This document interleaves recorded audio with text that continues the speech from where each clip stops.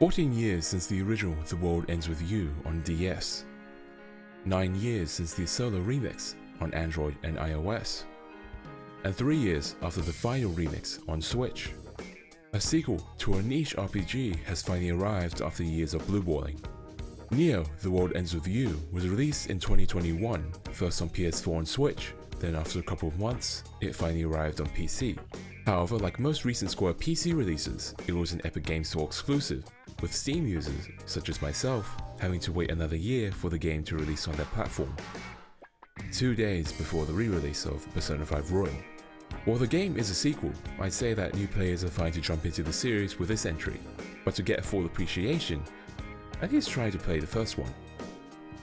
If you're not willing to commit to playing the original, which is understandable, because the controls did take some time for me to get used to as well, there is an anime adaptation that was released in anticipation of Neo.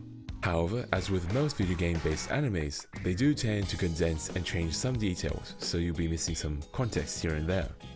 On a side note, for those who have only played the original releases of the first, Neo actually follows after the final remix, as a new epilogue, A New Day, serves as a setup for this game. I did hear some mixed reception about the final remix, though a lot better than the solo remix. Personally, I just watched the cutscene video of the epilogue and got a gist of what was going on. Well, without further delay, let's begin. 3 years have passed since the first The World Ends With You, with what should have been a normal, relaxing day in Shibuya for friends and classmates Rindo Kanade and Tosai Fred Furusawa, becomes a stressful week of life and death after the two are forced into the Reaper's game. A week-long survival game, where players must complete missions to earn points so they can survive by the end of the week, with the winning team being granted a prize from the Game Master, while the team in last place are erased. As the newest team, the Wicked Twisters must force themselves to play the Reaper's game, fighting against the noise, graffiti-styled monsters, and competing against the other teams, while trying to solve the many mysteries behind these games. The Wicked Twisters consist of Rindo, the reluctant, introverted, phone-addicted leader, who has a strong tendency to overthink and hesitate. Fret, Rindo's opposite, more extroverted and sociable, and would rather go with the flow. Nagi Usui, a college otaku with social anxiety who likes to talk archaically. And finally, Shomi Mimoto, a former Reaper from the first game with a fetish for all things in mathematics. Personally, I found all of the characters, the Twisters especially, to be quite endearing. I mean, at first I was somewhat annoyed with the new characters and their naivety, especially considering that they're in a death game, which has been in pop culture for quite some time, but that's more of a me problem. The more I kept playing, the more they grew on me. With each in-game day, the Twisters must complete a mission set in different districts in Shibuya. These missions range from noise elimination, riddle solving, as well as a control point game mode called Scramble Slam. During exploration, players have an ability called Scan, allowing them to enter a telepathic state, reading the minds of citizens in Shibuya, which also tracks the noise, forcing you into combat if they catch you. Scanning is required to help the Twisters complete their mission, as it can identify those who can help them via the thought bubbles, which are separated into 3 different colors. Blue are filler thoughts and aren't related to the mission. Green are thoughts that can provide clues for the Twisters, while red thought bubbles are interactable. The Twisters have unique psychic abilities that can assist them on their journey. Fred's ability, Remind, helps remind certain people of relevant information that they may have forgotten, and can also clear up foggy thoughts. Nagi's ability, Dive, allows her to enter the minds of other people infected by the noise, which will lead into dive battles, time trials with modified noise. Rindo, being the protagonist, has 2 psychic abilities he can use. Imprint allows Rindo to imprint keywords into an individual's mind that will influence them into a certain way of thinking. Finally, Rindo also has an ability called Rewind, which if you can't already tell, allows him to jump back and forth between certain time periods during a game's day when facing a dire situation, allowing him to change his own and his team's fate. Combat is vastly different in Neo compared to the original The World Ends With You. Control-wise, the mechanics are still somewhat similar.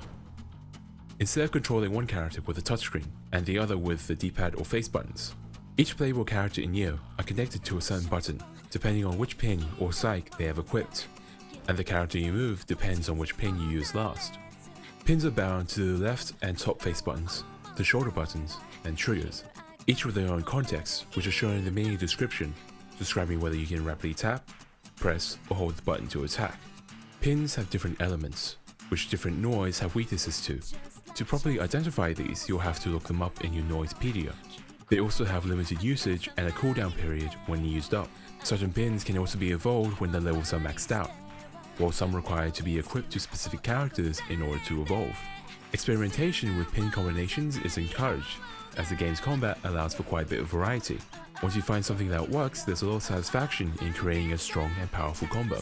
At the top center of the screen is the groove meter, a percentage that increases whenever you chain attacks during beat drops, a circle gauge that appears over the enemy when you manage to meet a certain requirement, such as finishing a combo or slamming them into walls. When the groove meter reaches 100, you can press a specific button to activate a special attack that correlates to the last pin's element, which can be changed to another when a beat drop is hit with another pin. Timing and planning is important in this game, as you'll need to know when to attack to maximize damage and beat drops, when to dodge, and which pins you should use in case one runs out.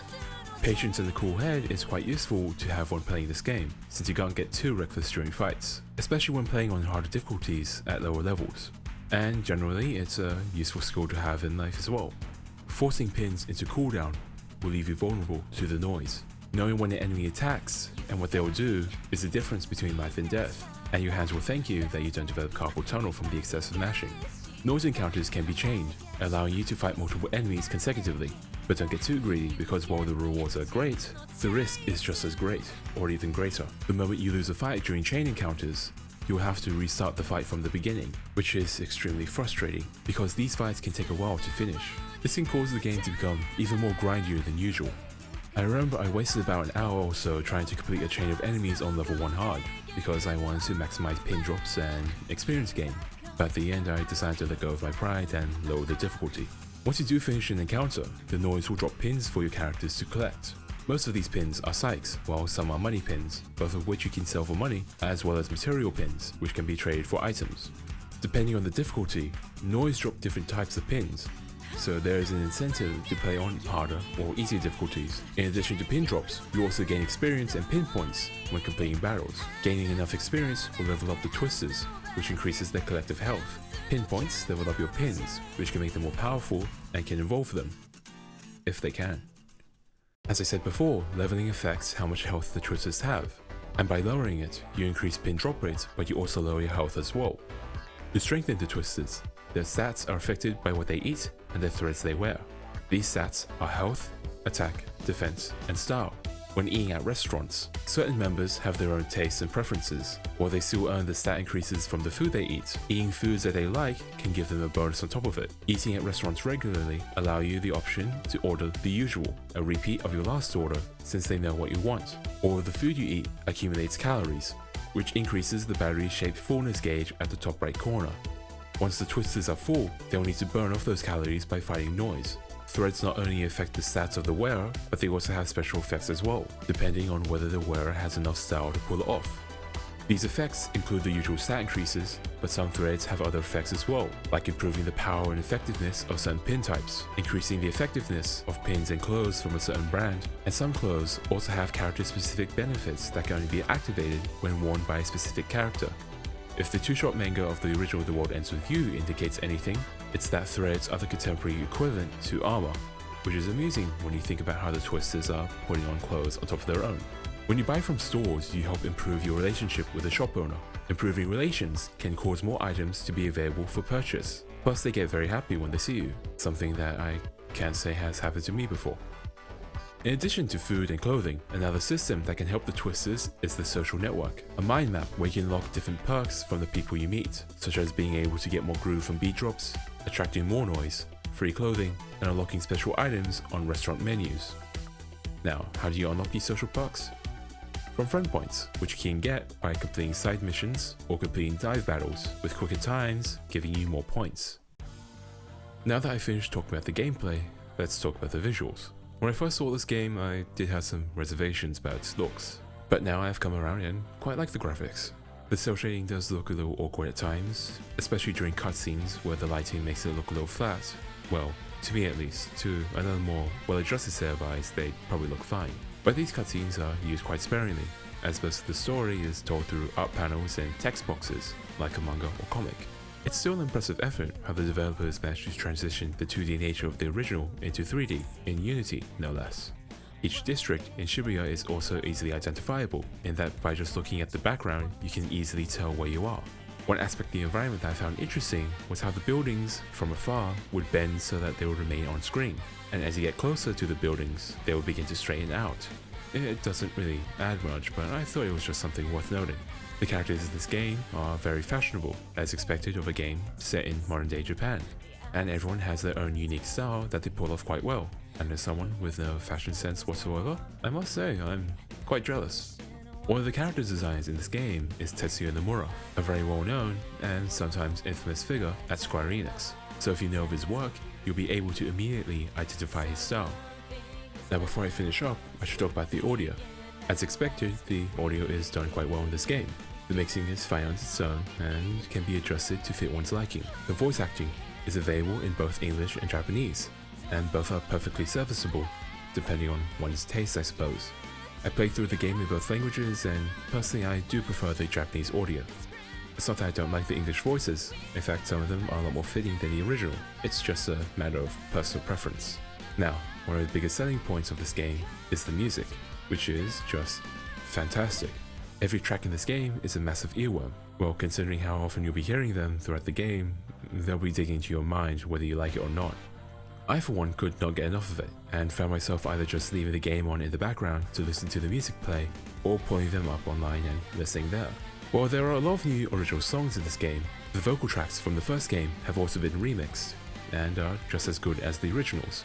Takehara Ishimoto, the composer of both the What Ends With You games, as well as a couple of the Kingdom Hearts and Final Fantasy games, shows that he still has it. And now for my concluding remarks. I really love this game, and to be honest, I'm mad at myself for not playing it earlier. It's well optimized and I have not experienced any frame drops whatsoever, which is nice considering the amount of stuff going on later in the game. But while very rare, the game did bug out and crash on me twice. The first had the Unity crash report appear, while the second occurred during combat, where all of the characters were just A-posing and floating around.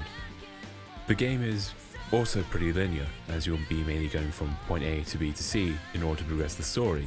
The game also does allow you to explore Shibuya at your own pace if you wish to do the side content.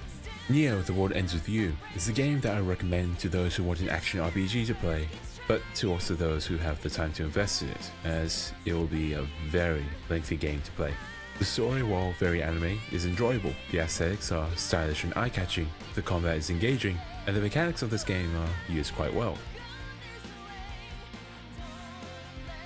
I'll be honest, I have no idea how to finish these videos, so I guess I'll just say thank you for watching.